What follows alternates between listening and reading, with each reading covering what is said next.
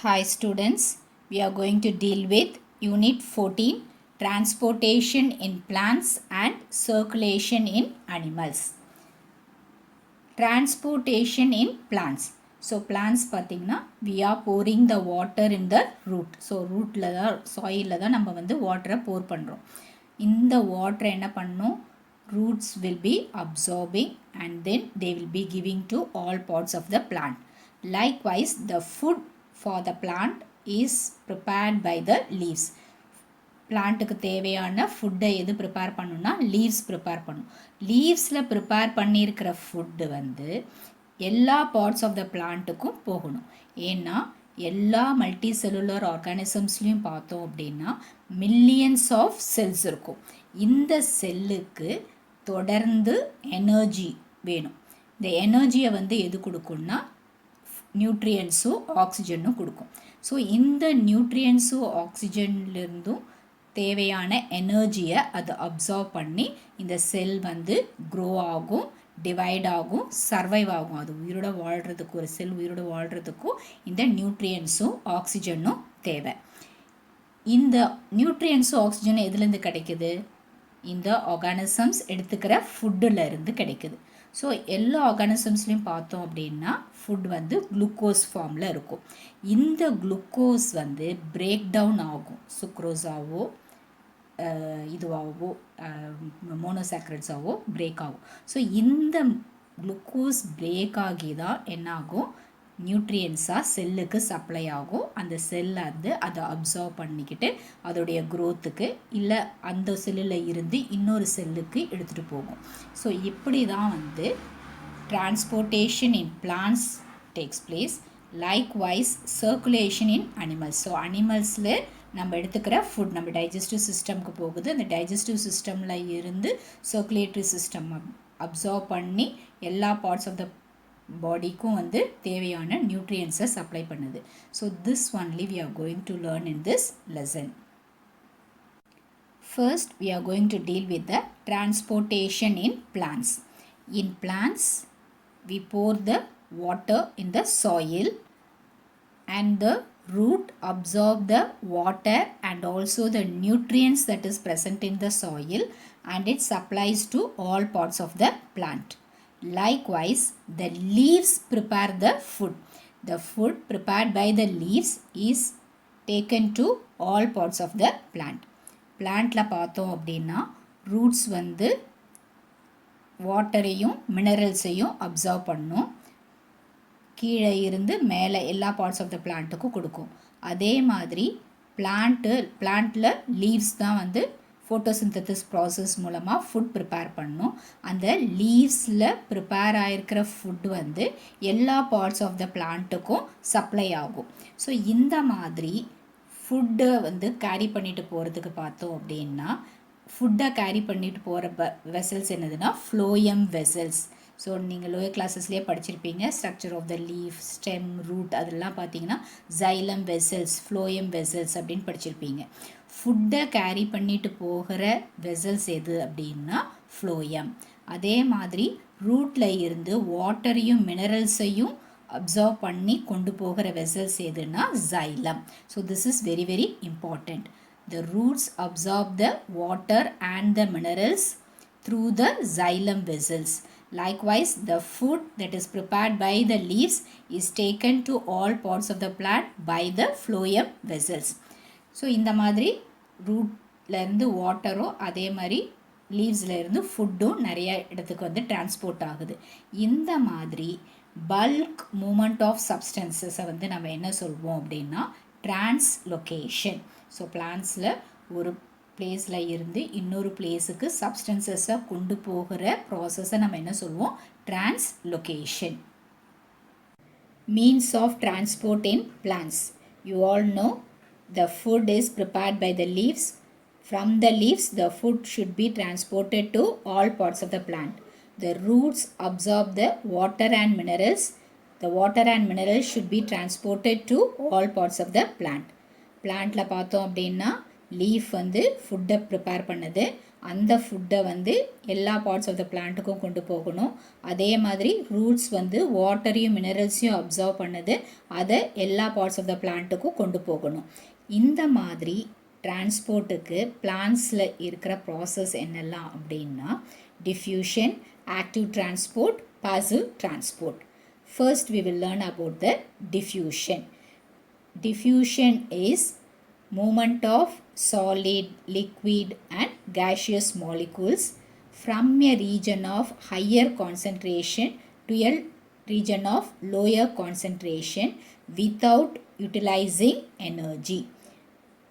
Diffusion process la பார்த்தோம் அப்படின்னா solid, liquid, gaseous molecules இந்த மூணுமே என்ன பண்ணுன்னா ஒரு ஹையர் கான்சன்ட்ரேஷன் உள்ள ரீஜியனில் இருந்து லோயர் கான்சன்ட்ரேஷன் உள்ள ரீஜனுக்கு போகும். இந்த ப்ராசஸுக்கு எனர்ஜி எதுவுமே தேவைப்படாது. எனர்ஜி யூட்டிலைஸ் பண்ணாமல் நடக்கிற டிரான்ஸ்போர்ட்ன்றதுனால இதை வந்து நம்ம என்ன சொல்வோம்னா பாசிவ் ப்ராசஸ் அப்படின்னு சொல்லுவோம். You can see this diagram. This is the region of the higher concentration. So ஒரு diffusionக்கு முன்னாடி இங்கே higher concentrationல molecules இருக்கு. So after diffusion you can see the concentration of the molecules has become low. So diffusion நடக்கிறதுக்கு முன்னாடி இதில் வந்து molecules வந்து டைட்டாக பேக் ஆகிருக்கு. ஆஃப்டர் diffusion பார்த்தோம் அப்படின்னா நிறைய molecules diffuse ஆகி போனதுனால ரொம்ப கம்மியான molecules தான் இருக்குது. We studied diffusion is a passive transport. Now coming to the active transport. In active transport, the substances move from the lower concentration to the higher concentration. அதாவது uphill movement. கீழே இருந்து மேலே போகுது. எப்போதுமே கீழே இருந்து மேலே போகும்போது என்ன ஆகும், ரொம்ப கஷ்டமாக இருக்கும் மூமெண்ட்டுக்கு. So they utilise the energy. So இங்கே பார்த்தோம் அப்படின்னா இந்த ஆக்டிவ் டிரான்ஸ்போர்ட்டுக்கு வந்து எனர்ஜி தேவைப்படுது. இந்த எனர்ஜியை வந்து கொடுக்கறது வந்து பார்த்தோம் அப்படின்னா இந்த செல் மெம்ப்ரேனில் இருக்கிற ப்ரோட்டீன்ஸ், அதுதான் வந்து இந்த அப்ஹில் டிரான்ஸ்போர்ட்டுக்கு தேவையான எனர்ஜியை கொடுக்கணும். இந்த ப்ராசஸில் பார்த்தோம் அப்படின்னா எப்போதுமே இங்கே வந்து ஒரு பம்ப் மாதிரி, ஏன்னா ஒரு எனர்ஜியை யூட்டிலைஸ் பண்ணி ஒரு லோயர் கான்சன்ட்ரேஷனில் இருந்து ஹையர் கான்சன்ட்ரேஷனுக்கு கொடுக்குறோம். அதனால் இந்த ப்ரோட்டீன்ஸ் வந்து எனர்ஜியை யூஸ் பண்ணி செல் மெம்ப்ரேன் வழியாக சப்ஸ்டன்சஸை அனுப்புறதுனால இதை வந்து என்ன சொல்கிறோம், பம்ப்ஸ் அப்படின்னு சொல்கிறோம். ஸோ இந்த மாதிரி டிரான்ஸ்போர்ட்டை நம்ம என்ன சொல்லுவோம்னா uphill transport. Because here we are using the எனர்ஜியை யூட்டிலைஸ் பண்ணி ஒரு லோயர் கான்சன்ட்ரேஷனில் இருந்து ஹையர் கான்சன்ட்ரேஷன் உள்ள ரீஜியனுக்கு சப்ஸ்டன்சஸை டிரான்ஸ்போர்ட் பண்ணுறோம். ஸோ இந்த மாதிரி எனர்ஜி யூட்டிலைஸ் பண்ணி பண்ணுற டிரான்ஸ்போர்ட்டை நம்ம என்ன சொல்லுவோம், active transport. Another means of transport is osmosis. In osmosis, the solvent or the water molecules are moving from the region of higher concentration to a region of lower concentration without utilizing energy through a semi-permeable membrane. So this is very very important. So osmosis la enna varumna from a region of higher concentration to a region of lower concentration through a semi-permeable membrane. So இந்த statement கண்டிப்பாக இருக்கணும். ஆஸ்மாசிஸில் semi-permeable membrane மூலமாக higher கான்சன்ட்ரேஷனில் இருந்து lower கான்சன்ட்ரேஷனுக்கு solvent இல்லை water molecules move பண்ணும். So இது எது வரைக்கும் ஆஸ்மாசிஸ் நடக்கும் அப்படின்னா ஒரு ஹையர் கான்சன்ட்ரேஷன் வந்து லோயர் கான்சன்ட்ரேஷனுக்கு போகுது. ரெண்டு ரீஜியன்லேயும் சேம் கான்சன்ட்ரேஷன் வர வரைக்கும் இந்த ப்ராசஸ் வந்து நடக்கும். ஸோ இது வந்து ஒரு பாசிவ் மூமெண்ட், ஏன்னா இதில் வந்து நம்ம எனர்ஜி வந்து யூட்டிலைஸ் பண்ணலை. What is osmosis may be asked as a 2-mark question. You have to write osmosis is the movement of solvent or water molecules from a region of higher concentration to a region of lower concentration through a semi-permeable membrane. So this you can learn. So likewise diffusion definition also I have marked, you have to learn this. There it is movement of solid, liquid and gaseous molecules from a region of higher concentration to a region of lower concentration without utilization of energy. அங்க without utilization of energy எழுதணும், இங்க through a semi permeable membrane எழுதணும் osmosisல. Plasmolysis. When we keep a living plant cell in a hypertonic solution, the water molecules that is present in the living plant cell will move out of the cell. As a result, what will happen? The protoplasm of the cell will be shrinking and it will be moving away from the cell wall. This is called as plasmolysis. ஒரு உயிரோடு இருக்கிற ஒரு plant செல்லில் ஒரு hypertonic சொல்யூஷனில் நம்ம வச்சோம்னா என்ன நடக்கும்னா, அந்த செல்லில் இருக்கிற அந்த லிவிங் பிளான்ட் செல்லில் இருக்கிற வாட்டர்லாம் என்ன ஆகும்னா அந்த செல்லை விட்டு வெளியே போயிடும். அப்போது வாட்டர்லாம் வெளியே போகிறதுனால என்ன ஆகிடுது, அந்த செல்லில் உள்ள புரோட்டோபிளாசம் வந்து அப்படியே சுருங்கி போயிடும், சுருங்கி செல்வாலை விட்டு வெளியே வந்துடும். இந்த ப்ராசஸை தான் நம்ம என்ன சொல்வோம், பிளாஸ்மோலைசிஸ். ஸோ இதில் ஹைப்பர்டோனிக் சொல்யூஷன் அப்படின்னு சொல்லியிருக்கேன். ஹைப்பர்டோனிக் சொல்யூஷன்னா என்னதுன்னா, ஒரு பிளான்ட் செல்லுக்குள்ள ஒரு கான்சன்ட்ரேஷன் இருக்கும், அந்த கான்சன்ட்ரேஷனை விட அதிகமான கான்சன்ட்ரேஷன் உள்ள ஒரு சொல்யூஷன். ஸோ ஹைப்பர்டோனிக் அப்படின்னா அதிகமான கான்சன்ட்ரேஷன். ஸோ இங்கே லிவிங் பிளான்ட் செல்லை விட அதிகமான கான்சன்ட்ரேஷன் உள்ள ஒரு சொல்யூஷனை நம்ம எடுத்திருக்கோம் அப்படின்னா பிளாஸ்மோலைசிஸ் நடக்கும். ஹைப்பர்டோனிக் சொல்யூஷன்னா அதிகமான கான்சன்ட்ரேஷன் உள்ள ஒரு சொல்யூஷன். இதே ஹைப்போடோனிக் அப்படின்னா அந்த செல்லை விட கம்மியான கான்சன்ட்ரேஷன் உள்ள ஒரு சொல்யூஷன். ஐசோடோனிக் சொல்யூஷன் அப்படின்னா ஈக்குவல் கான்சன்ட்ரேஷன் உள்ள சொல்யூஷன். ஸோ பிளாஸ்மோலைசிஸில் ஒரு ஹைப்பர்டோனிக் அதிகமான கான்சன்ட்ரேஷன் உள்ள ஒரு சொல்யூஷனை ஒரு லிவிங் பிளான்ட் செல்லில் வைக்கும் போது தான் என்ன ஆகுது, வாட்டர் மாலிகுல்ஸ் வந்து செல்லை விட்டு வெளியே போயிட்டு அந்த புரோட்டோபிளாசம் வந்து சுருங்கி செல்வாலை விட்டு சுருங்கி உள்ளே நிற்கிது. அதுதான் வந்து நம்ம பிளாஸ்மோலைசிஸ் அப்படின்னு சொல்கிறோம். We will see the diagrammatic representation of plasmolysis. So you can see this is the normal plant cell, so living plant cell.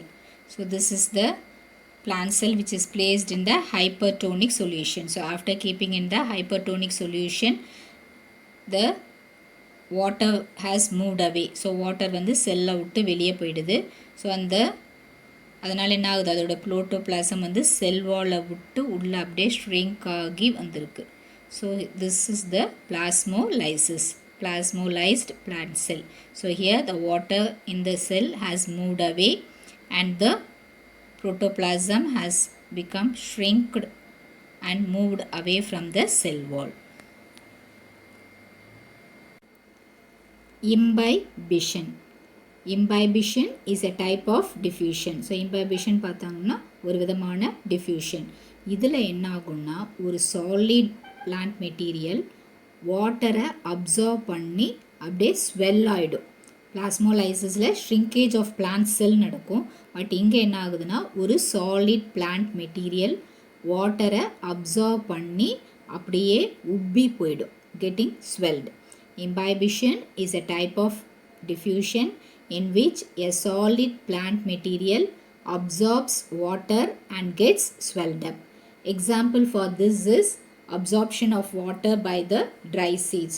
So வீட்டில் பார்த்தோம் அப்படின்னா மொச்சை இருக்கும், மொச்சையை வந்து என்ன பண்ணுவோம், நம்ம ஊற போட்டுவோம், ஊற போட்டோடனே என்ன ஆகும், அப்படியே உப்பி வரும். அதே மாதிரி கொண்டக்கடலை அதெல்லாம் வந்து அப்படியே தண்ணியில் போட்ட உடனே என்ன ஆகும், நல்லா ஊறி ஊறி பெருசாகிடும்.